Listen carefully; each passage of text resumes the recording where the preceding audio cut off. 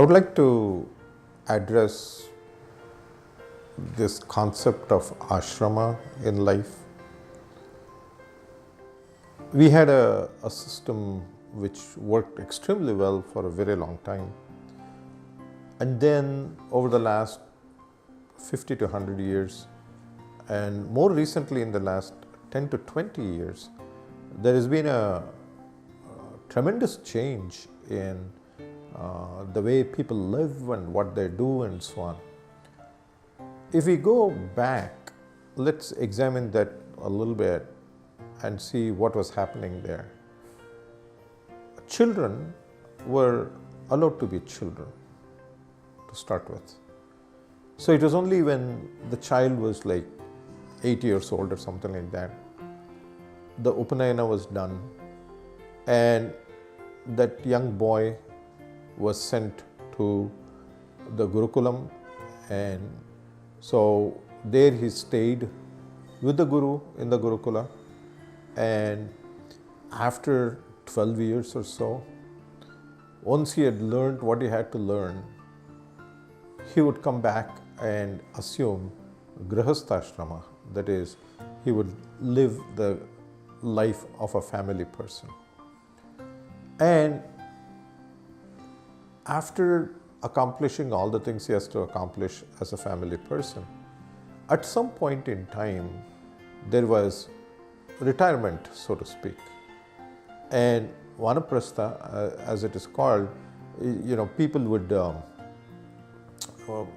give away their property and all that to their children, and they would move to a quiet, secluded place in the forest, build a little ashram for themselves, and the man and the woman would live there until maybe at some point some of them actually even gave up all that and took sannyasa.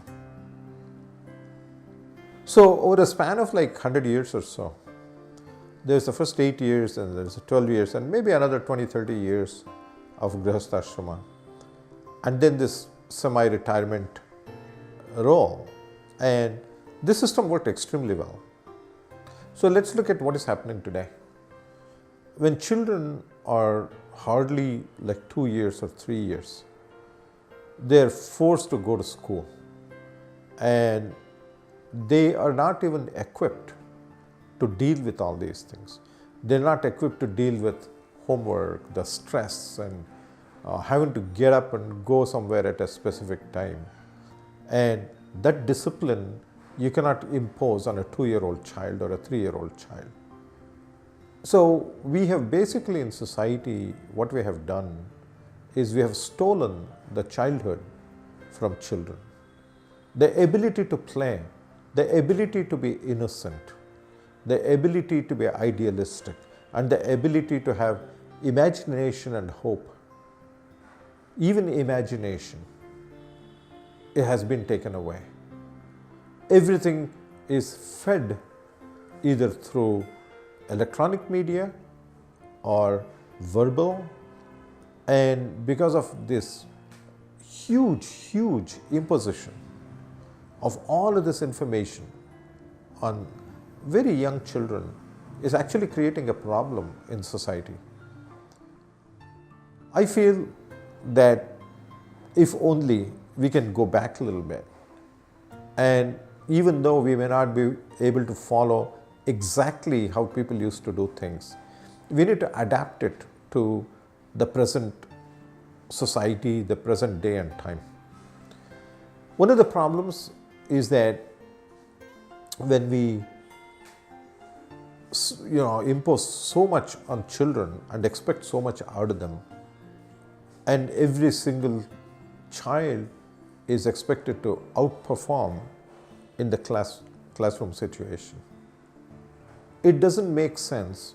If there are a group of 20, 30, 40 kids, it doesn't make sense for every child to be expected to be the first in the class. There can only be one person who is first in the class.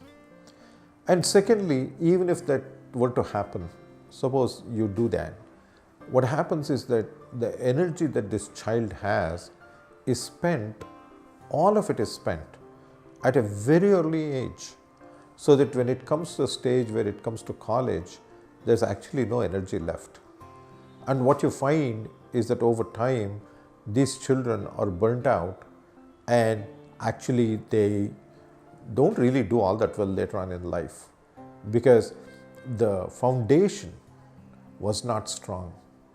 It is sort of like, if I have to give an analogy, if you take a plant and you take a seed, and that seed you put it in the ground and you water it and put fertilizer and all those things, the seed is actually in the ground.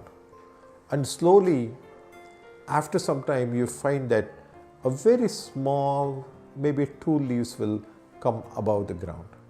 But if you go dig and look at that plant, you'll find that the so-called plant, what is above the ground, may be very small. It may be like half an inch or so. But if you actually look at the plant, it will like 4, 5, 6 inch depth of roots. So that 6 inches of root had to develop. It had to go in, because that is what actually gives it the nutrients to grow later on and become a very healthy plant. Similarly, a child during the first 4, 5, 6, 7 years, it is developing the roots. And if you don't allow it to develop the roots, and you do forcefully do something where you can modify the genetic, in the plant itself you can make modifications and so on, where the plant will grow up very suddenly, where the roots are not there yet.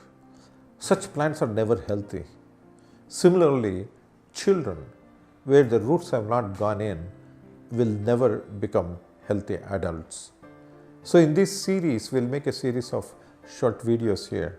What we will do is we'll look at every single aspect of this growth of a human being and make a comparison actually, do a comparison between the way it used to be, the way it is now, and see what modifications perhaps we can make to our existing system so that people are as accomplished as they used to be.